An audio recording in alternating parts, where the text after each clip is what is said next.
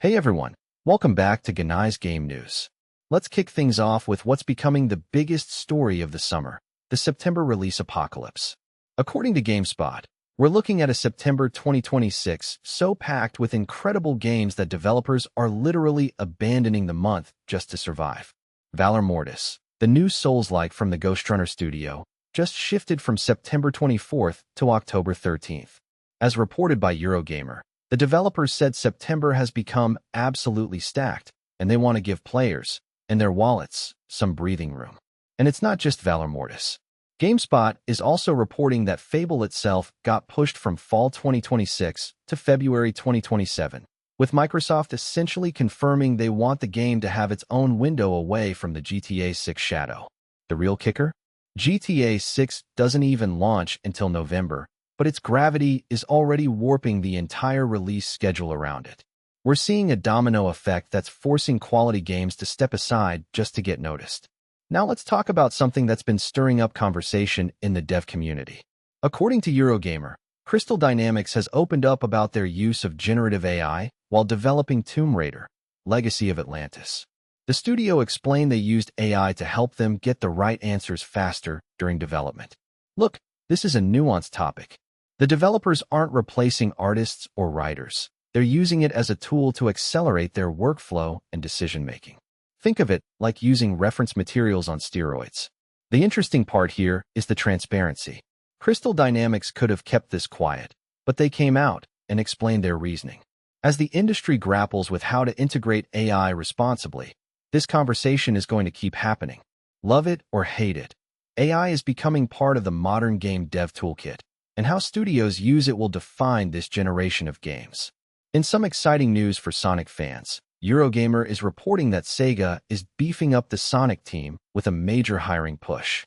Timing-wise, this makes sense. The franchise is celebrating its 35th anniversary, and Sega clearly sees opportunity here.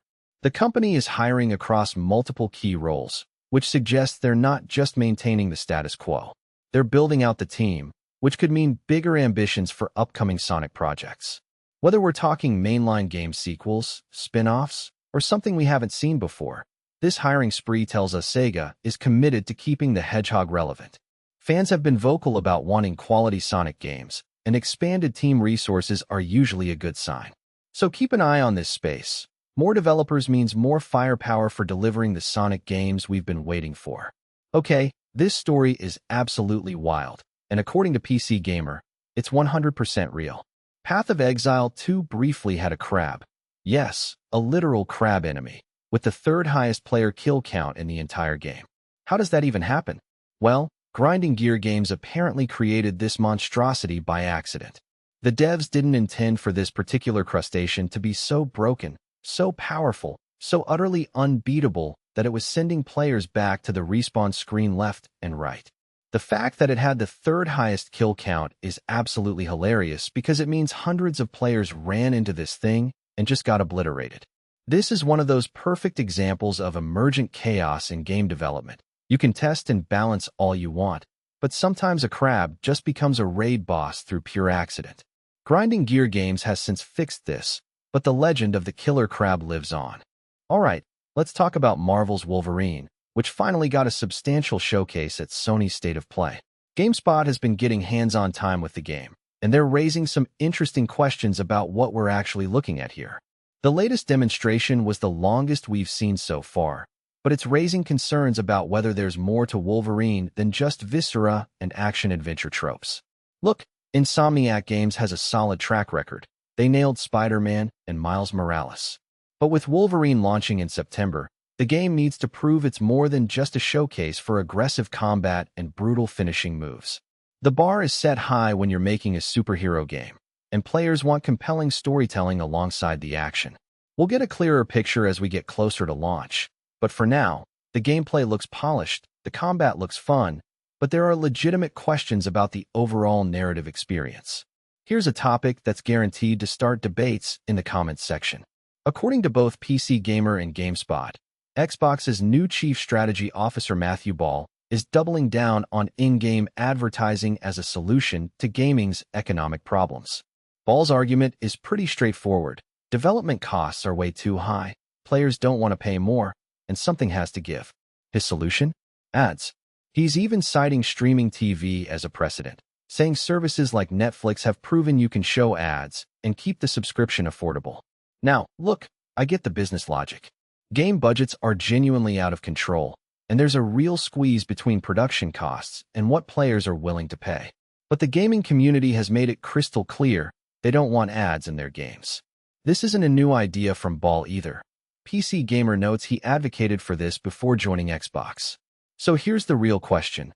Can the industry find a middle ground? Or are we headed toward a future where ads become unavoidable? Only time will tell.